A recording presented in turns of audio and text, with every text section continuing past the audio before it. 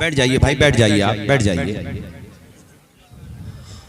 खतीबे खुसूसी, खतीबे ज़ी वक़ार, आलिम नबील, फाजिल जलील हज़रत मुफ्ती गुलफाम साहिब क़िबला माशाअल्लाह तशरीफ़ ला चुके हैं। मेरी मुलाकात भी नहीं हो पाई, मैं सीधा स्टेज पे आ गया। मुझे रेहान कमाली साहब ने बताया कि मुफ्ती साहब तशरीफ़ लाए, बड़ा दिल बाग बाग हुआ। इंशाअल्लाह मेरे बाद आप जो है ज़्यादा वक्फा नहीं रहेगा, फ़ौरन खिताब समाप्त करेंगे इंशाअल्लाह, फ़ौरन इंशाअल्लाह। ये चंद बातें सुन लो, फिर उसके बाद मैं गुफ्तगू ख़त्म करता हूँ। माँ बाप फौत हो गए हैं तो उनकी कब्र पे जाकर के फातिहा पढ़ लिया करो, उनकी दुआएं ले लिया करो। वो इंतकाल करके सज्जाद निज़ामी, उनका मर्डर हो गया था, अल्लाह उनको गरीक़ रहमत करे। वो 2 मिसरे पढ़ा करते थे, मुझे बड़े अच्छे लगते हैं। मैं इस नियत से पढ़ रहा हूँ कि इसका सवाब अल्लाह ताला उनकी रूह को अता फरमा दे, परवरदिगार आलम। वो जीते जी दुनिया में जन्नत का मजा लेंगे, वो जीते जी दुनिया में जन्नत का मजा लेंगे, जो बाप को खुश रखेंगे और माँ की दुआ लेंगे।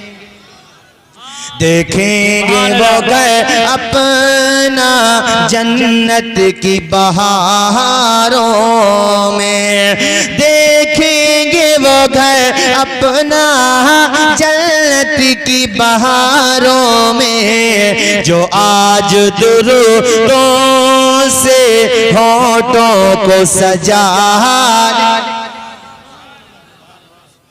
अल्लाह अल्लाह, वो बूढ़ी औरत बताते बताते आप दीदा हो गई, रोने लगी। वो कहती आखिर में कब तक जब्त करती, पैमाने सब टूट गया। एक दिन मेरी जबान पे बद्दुआ के अल्फाज आ गए। वो मेरा बेटा बार बार मुझे गधी कह करके बुलाता था, मेरे लिए बुरे बुरे जुमले बोला करता था। एक दिन मुझे भी गुस्सा आ गया, मैंने अल्लाह की बारगाह में ये उसके लिए उसके खिलाफ दुआ करते हुए ये कहा, या अल्लाह तू मेरे बेटे को, इस नाफरमान बेटे को गधा बना दे। ये बद्दुआ कर दी मैंने। माँ कहती है वो मेरी कबूल हो गई, मेरा बेटा बीमार हुआ, अलमुख्तसर ये कि वो फौत हो गया, उसको दफनाया गया। जिस दिन से दफनाया गया है उस दिन से लेकर आज तक रोजाना जब सूरज गुरूब हो जाता है तो मेरे बेटे की कब्र से गधे की तरह आवाजें निकलती हैं। जो आवाज़ें तुमने भी सुनी हैं, किताबुल कलयूबी के मुसन्निफ ने लिखा है कि वो लोग फिर वहाँ से वापस आए, और ये वाक़या और भी कुतुब में है, वापस आए और वो कब्र पे गए। कब्र जो है हटी हुई थी, यानी उसके कुछ वर्गे वर्गे हटे हुए थे। उन्होंने जब देखा तो हैरत ज़दा रह गए। उसके बदन का नीचे वाला हिस्सा इंसान की तरह था और ऊपर वाला हिस्सा गधे की तरह हो गया था। इसलिए माँ बाप से ज़बानें न लड़ाया करो, गाली मत दिया करो। इस लाल बाग में न रहो कि फुला साहब का दामन बचा लेगा, पहले शरीयत का तो दामन थाम ले यार।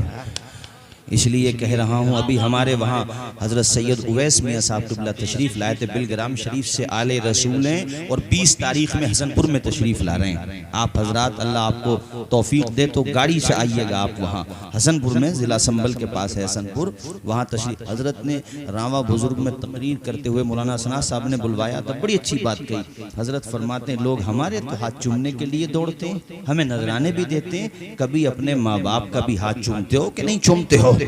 हजरत ने ये बात फरमाई, कितनी प्यारी बात थी। हजरत ने कहा हमारे हाथ चूमने को हम मना नहीं करते, बाद में चूमो।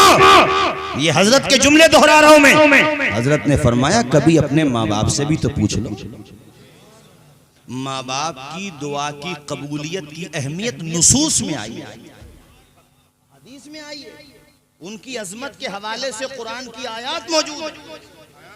यानी अपने अल्लाह ताला ने अपनी इबादत के बाद माँ बाप के साथ हुस्ने सुलूक का तस्करा फरमाया है। इस लिहाज से आप तमामी हजरात से अपील करता हूँ, अपने माँ बाप की सेवा करो। और माँ बाप से भी, उनसे तो अर्ज कर सकता हूँ, उनसे भी अर्ज है कि अपने बच्चों को अच्छी सोहबत में बिठाओ। कमाने के लिए शुरू में मत भेजो। ऐसा ना हो कि जिन बच्चों के हाथ में कलम होना चाहिए था उनके हाथ में घास काटने का दरा था। जमीन भी बिक जाए मगर बच्चों को पढ़ाओ। और गरीब भी हो तो मैंने तो देखा गरीबों के बच्चे ही तो ज्यादा नाम रोशन करते हैं। अमीरों के बच्चों को तो ये खुमार रहता मेरा बाप तो बड़ा अमीर है, वो इल्ला माशाअल्लाह बहुत सारे लोग माशाअल्लाह अमीर होकर भी पढ़ जाते हैं और उनको तो ज़्यादा पढ़ना भी चाहिए और खिदमत खल्क भी करना चाहिए, मगर अल्लाह जिससे चाहता काम ले लेता है। मैंने तो ऐसे ऐसे लोग देखे तारीख में जिन्हें कोई जानता नहीं था मगर दीन के लिए वक्फ हो गए। तो कहा ना किसी ने दामने मुस्तफ़ा से जो लिपटा यगाना हो गया, जिसके हुजूर हो गए उसका जमाना हो गया। तो आप गांव में रहते हैं, बस्ती में, तो ये ना सोचें कि हमारा बच्चा कैसे पढ़ेगा। अरे तुम्हारा बच्चा पढ़ेगा, पढ़ाओ तो सही। अल्लाह किसी की मेहनत को राएगा नहीं फरमाता। अभी मैंने देखा बेचारे एक रक्षा पोलर अपने बच्चे को पढ़ाता था, कुरान भी पढ़ाया, दीन की जरूरी तालीम दी और अल्लाह की शान देखो नीट में बेहतरीन नंबरों से उसका बेटा पास हो गया। गरीब समझ के ये ना सोचना मेरे बच्चे ना पढ़ेंगे। मारहरा मुतहरा की छोचा मुकद्दसा बिलग्राम शरीफ बरेली शरीफ की छोचा शरीफ हमारी सारी खानकाहों का पैगाम है ये, आधी रोटी खाओ मगर बच्चों को पढ़ाओ। ये मुफ्ती अब्दुल जब्बार साहब तुम्हारे इलाके ही के हैं मेरे ख्याल से, यहीं तो रहते। अच्छा इसी गांव के रहने वाले, ये मुफ्ती बने। आप क्या समझते हैं, बंदा पहले मौलवी बनता है, उसके बाद राबिया के बाद वो जो है आलिमियत यानी सादिसा में जाकर के आलिम बनता है और फिर सामिना के बाद फाजिल बनता है और उसके बाद मुफ्ती बनता है। तो तुम्हें फख्र होना चाहिए, ये ना सोचो कि ये हमारी बस्ती के हैं, बल्कि ये सोचो हमारे लिए फख्र की बात है कि हमारी बस्ती के हैं। ये अल्हम्दुलिल्लाह इफ्ता किया इन्होंने और आज देखिए माशाल्लाह मुफ्ती हैं। ये हमारे कारी शमीम साहब, अल्लाह इनकी उम्र में बरकत करे, मेरे साथ पढ़ते थे ये, और आज देखो मदरसा राह बिलाल को संभाल।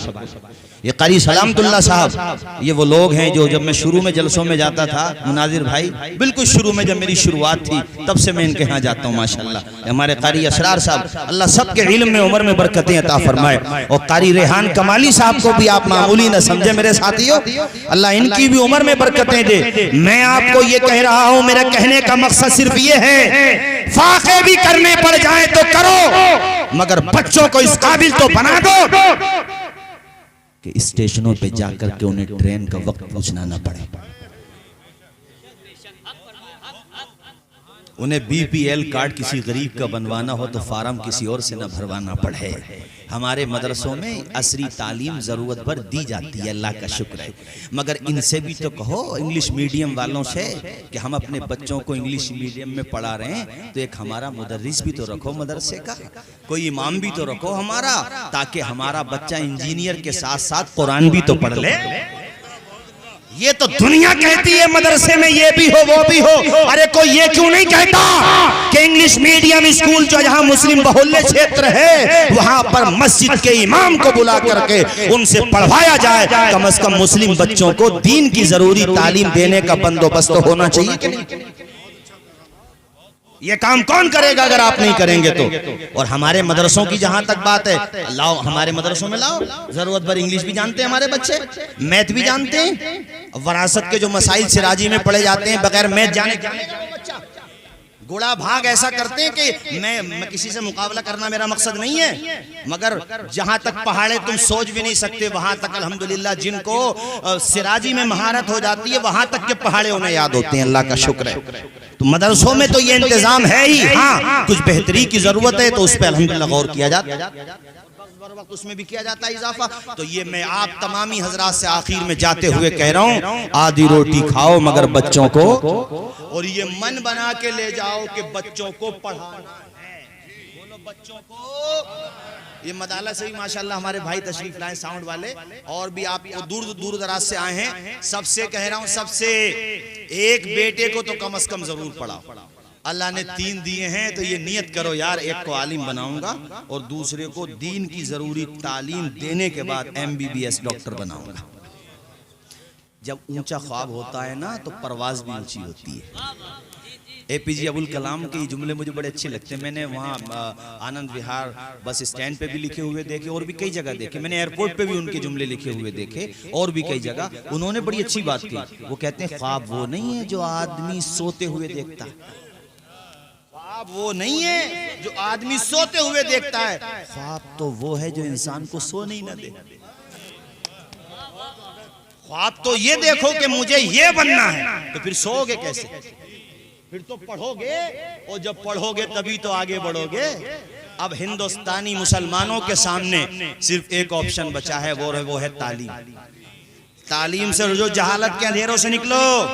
कुछ लोग तो चाहते ये हैं कि हमारी चापालोलों में लगे रहें, पढ़े ना इनके बच्चे। कुछ लोगों की प्लानिंग का हिस्सा इसलिए वो उलमा की भी मुखालफत करेंगे, क्योंकि उलमा तालीम फैलाना, वो चाहते ही नहीं तालीम, वो तो बच्चों को जाहिल रखना चाहते हैं। अब जाओ तुम उनके साथ, वो नहीं तुम्हें मशवरा देंगे कि बच्चों को पढ़ावा, ना वो स्कूल का मशवरा देंगे, ना वो मदरसों का मशवरा देंगे। वो तुम्हें भी तबाह बर्बाद करना चाहते हैं, तुम्हारे बच्चों को भी तबाह बर्बाद करना चाहते हैं। रामनगर वालों, बिलालपत वालों, अपना जहन बना लो कि हमारी जमीन बिक जाए, हमारा प्लॉट बिक जाए, कितना ही खर्चा आए, मगर बच्चों को तो पढ़ाना है और आगे बढ़ाना है। और जब बच्चे पढ़ेंगे तो आगे बढ़ेंगे। इम्तिहान पिछले साल निकाला था, नंबर 1 पे आया था बच्चा कोटा का, राजस्थान का मोहम्मद शुएब। ज्यादा फैमिली बैकग्राउंड देखो तो ज्यादा अमीर लोग थोड़ी हैं वो, मगर जज्बा था बच्चों को पढ़ाने का। और उसके बेटे ने इतनी मेहनत की, इतनी मेहनत की, इतनी मेहनत की कि नीट का एग्जाम जो बड़ा टफ माना जाता है, जिसमें लोग हजारों से नहीं लाखों की तादाद से बैठते हैं, और मुख्तसर से लोगों को चुना जाता है। मियाँ वो ऐसे समझ लो जैसे लोहे के चने चबाना, मगर उस बच्चे ने साहब रिकॉर्ड तोड़ दिया, टोटल नंबर लाया 720 मेरे ख्याल से गालिबन, इतने नंबर, और न्यूज चैनलों पे चला मोहम्मद शुएब। मगर उसकी फैमिली भी साहब, बहुत सारे लोग ऐसे होते हैं जब तक कामयाब नहीं होते तब तक दीनदार रहेंगे, यानी दुनियावी एतबार से जो चाह रहे तो उसमें कामयाबी नहीं मिलती, और कामयाब होने के बाद सबसे पहले दीन को ही भूलते हैं। यानी पैसा नहीं था तो सही था, और पैसा हो गया तो पता नहीं इसे क्या हो गया। तो इसलिए मैं एक जुमला तकरीरों में बोलता हूँ, शायद आपने सुना होगा, कोई मालदार हुआ है तो तर्ज जिंदगी भी देखो, फिरौन के रास्ते पे जा रहा है या उस्मान गनी के रास्ते पे जा रहा है। अगर रास्ता उस्मान गनी का चुना है तो समझ लो जन्नत का रास्ता है, और अगर कारून वाले पे है तो समझ लो जमीन में धंसने का रास्ता है। तो मोहम्मद शुएब की फैमिली की मैं ये तारीफ करूंगा, माशाल्लाह उसकी फैमिली ने सजदे शुक्र अदा किया। इंटरव्यूज हुए तो सबने उसमें यही सब, मतलब सारे इंटरव्यूज में उन्होंने अल्लाह का शुक्रिया अदा किया और कहीं घमंड वाली बात नहीं की। और उसके बाद पूरी फैमिली अल्हम्दुलिल्लाह गरीब नवाज के आस्ताने पर गरीबों को लंगर खिलाने चली गई। और आप भी जाया करो देवा शरीफ, मकनपुर शरीफ, बिलग्राम शरीफ, बरेली शरीफ, अजमेर शरीफ, किछोचा शरीफ।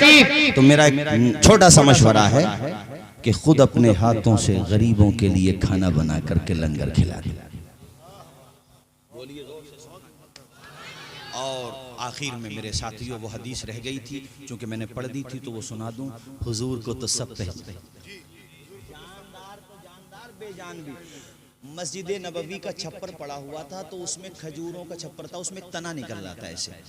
तो हुजूर जब खुतबा देते थे तने को पकड़ लिया करते थे। उसके बाद जब मिंबर, ये मिंबर समझते हो ना जिसपे इमाम खुतबा देता, ये बना नहीं था उस वक्त की बात है। फलम्मा सुनिया लहुल मिंबर, जब मिंबर बन गया तो हुजूर ने उसको पकड़ना छोड़ दिया। जो एक दिन वो पकड़ना हुजूर ने छोड़ दिया था। बुखारी के अल्फाज ये हैं कि जब पकड़ना छोड़ा ना तो वो तना बिलक बिलक के रोने लगा।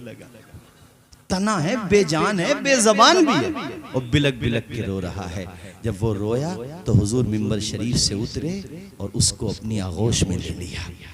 जब आगोश में लिया तो वो पता कैसे हिचकियां ले रहा था, जैसे माँ बच्चे को रोते हुए गोद में ले लेना, तो देखा होगा तुमने कैसे बच्चा हिचकियां, गोया कि उसे माँ की आगोश मिल जाती है तो कितना सिसक सिसक के बच्चा रोता। तो सहाबी के रावी के अल्फाज हैं कि वो ऐसे ही रो रहा था जैसे माँ ने छुपाया हो। तो पता वो क्यों रो रहा था? हुजूर फरमाते हैं इसलिए रो रहा है कि मैंने इसे पकड़ना छोड़ दिया था। गोया कि वो लकड़ी का तना अपने अंदाज में अल्लामा हसन रजा की जबान में कह रहा था, बेजबान जरूर हूँ हुजूर, मगर निगाहे लुत्फ के उम्मीदवार हम भी हैं, लिए हुए दिले बेकरार हम भी हैं। हुजूर चश्मे तमन्ना की लाज रख लेना, तेरे गुलामों में शहरे यार हम भी हैं। वमा अलैना इल्लल बलाग। अस्सलामु अलैकुम व रहमतुल्लाहि व बरकातुहू। कोई ना जाएगा। मुफ्ती साहब का खिताब तो माशाअल्लाह आपने सुना ही होगा, बहुत दफा सुना होगा, आज भी सुन के जाएं भाइयों, बहुत जोरदार खिताब होता है। अल्लाह ताला हम सबको अमल की तौफीक अता फरमाए। बोलिए ला इलाहा इल्लल्लाहु मुहम्मदुर रसूलुल्लाह। अस्सलामु अलैकुम व रहमतुल्लाह।